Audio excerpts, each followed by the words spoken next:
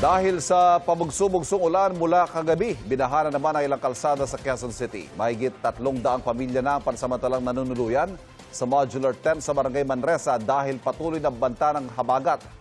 May unang balita live si James Agustin. James!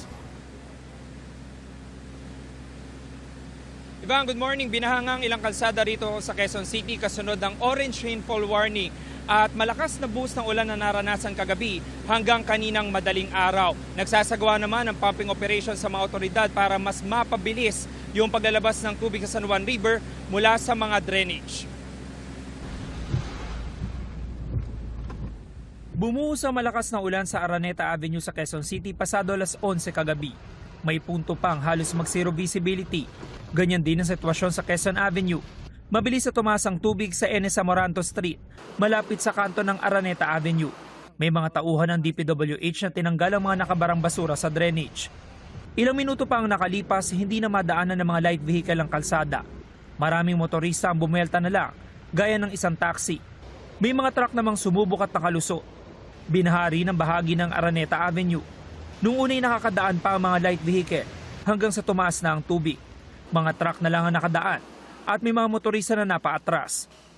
Ganito naman ang sitwasyon sa Santo Domingo Avenue malapit sa kanto ng Calamba Street, bandang 1:00 ng madaling araw. Walang makadaan ng mga motorista dahil sa taas ng tubig.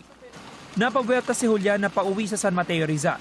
Ngayon ko lang din alaman na na ganyan pala kataas yung tubig dito. Hassle lang, wala tayong magagawa. Umulan din ng malakas eh. Hahanap ng daan na lang, alternative na daan.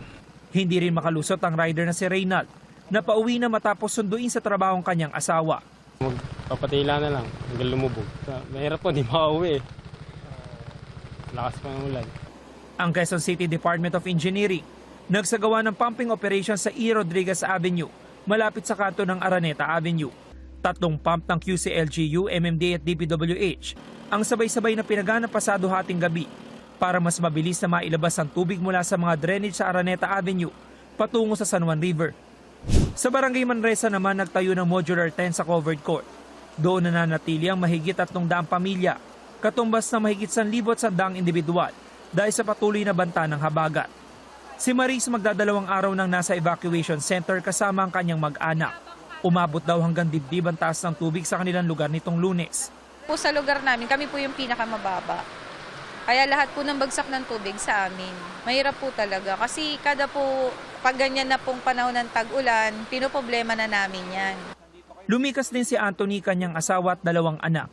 Problemado siya dahil ilang araw nang hindi nakakapasok sa trabaho. Mahirap po lalo na po may 2 pong anak tapos nag-aaral pa po. Wala po silang pangbaon sa school. Yung habagat na wala po, doon na lang po ako babawi sa biyahe po.